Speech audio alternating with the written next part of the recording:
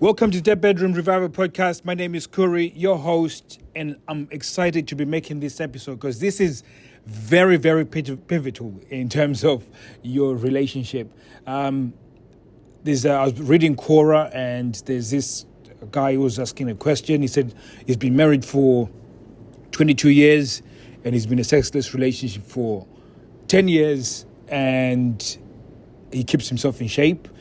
He's got a positive attitude, but she's totally disgusted by his touch, and this is quite common in sexless relationships, and it's common because there is sort of people don't realize that when it comes to sex, it's not only the actual act of penetration.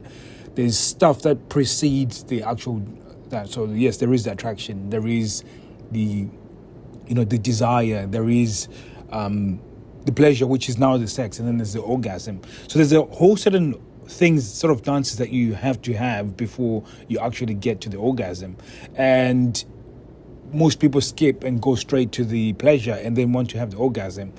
This sort of erodes the desire and really shifts the whole desire thing into a massive chore. And when this happens, and especially when you start focusing sex to that degree, you make it feel like a chore.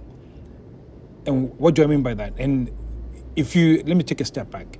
So you have to picture it as that in all these phases that you go through, or at least the process of actually getting to the orgasm, all of it has to do with how you control the energy within inside you. And I know that sounds like I'm going woo-woo now with you, but just bear with me with a second here. So the energy that you carry when you are doing this is so important. And when I say energy, you could translate that as your intention. So if your intention is, I'm going to get sex so I can feel the orgasm, so I can feel satisfied. Generally, if you carry that intention into your relationship all the time, generally it's not beneficial for both of you. And because it's not beneficial for both of you, it makes it very, very difficult for the other person to enjoy it. And generally, because it's to serve you and serve you alone, it makes it more of a chore, and it becomes a very terrible thing. Because I get this quite a lot when I speak to guys, and I say to them, do you have non-sexual intimacy? And what that means is that, do you just stop and then hug her and then just make her feel comfortable, feel warm, feel safe? And those are the things that start helping her to trust your touch. Because again, she's just sort of lost trust from your touch, that every time you touch her, you want to have sex. And this erodes the trust of the touch. And again, this is so important, because when you think of your sexless relationship, if you think about the times that you've actually invested, because again, I've always used this analogy, it's like a garden. And if you come to your garden and every single time you're expecting to get fruit, you might not get fruit if you haven't taken time to water the garden, if you haven't taken time to take the weeds out, if you've even taken time to prune the fruits. You haven't taken time to take care of the garden, and then all of a sudden you want to have the fruit. So this is really, really important for you to start thinking about this as a process. And when I said this process, it can be anywhere, depending on your partner. It could be anywhere between 4 to 5 days that she goes and feels the mood. And it could be, 0 to 30 seconds that she feels in the mood, that you can escalate in this process. So again, when I read some of these messages where people are talking about that they've been, sexless for 10 years, they keep themselves in shape, it's the wrong thing that you're looking at. It's not like, I think this is one of the things that I see quite a lot. People think that they're in a sexless relationship because of how they look. that plays at least 10%. And again, it's possible that the person that you're in love with is very shallow, that they see you in that way. But I can safely say that if my wife's vagina fell off and she could never have sex again, I would be okay with it, because our relationship is built on more than just my orgasm or my intention for orgasm.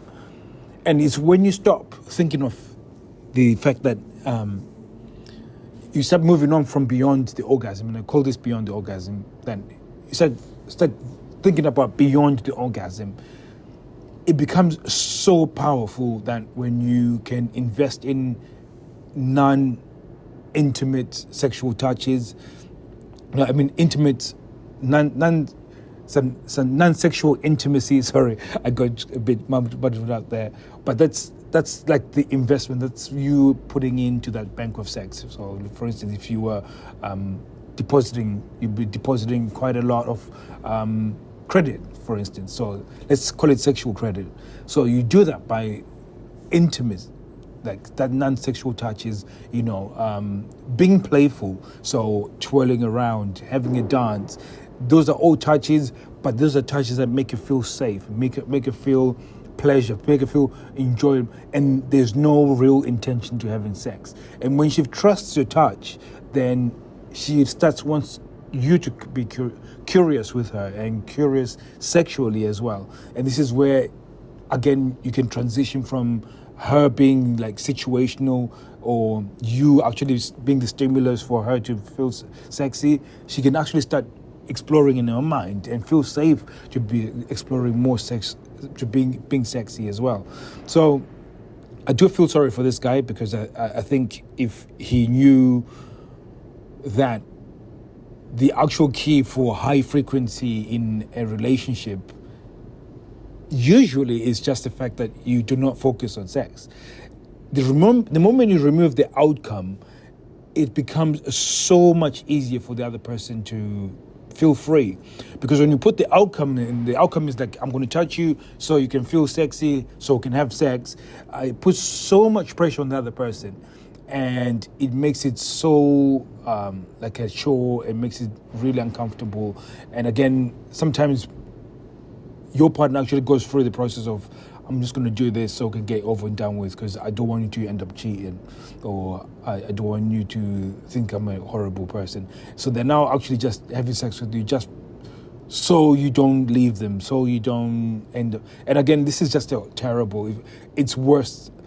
It's just equivalent to, I don't say equivalent to rape, but it's like you have to value that back and forth, the interaction between the actual sex act itself. So it isn't you just like, it should be beyond the orgasm. And when I say beyond the orgasm, she shouldn't be equivalent to a sex doll.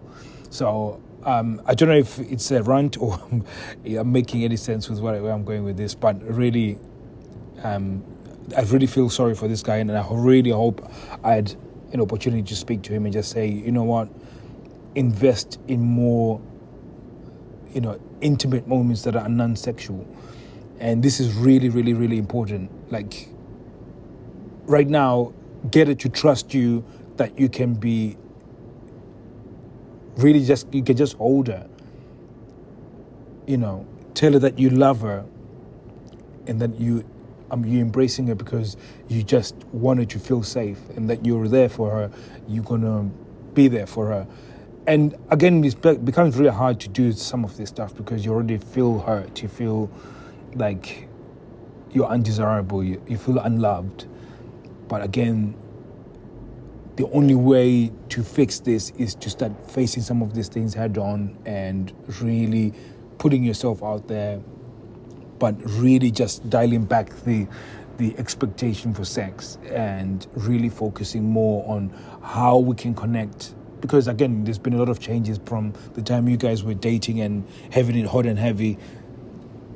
What season are you in now? And is that season for you to be plowing? Is that a season for you to be weeding? Is it a season for you to be watering the garden? Or is it a season for you to be eating off the fruit of the garden? And you have to be thinking that about this. And when you think about it from that perspective, it makes it so much easier for your relationship to actually start moving and have a lasting change. So I'm really excited to have made this episode. Hopefully it's been helpful. For more lessons like this, go to www.theirBedroomRevival.com, and I'll be seeing you guys very soon. Take care.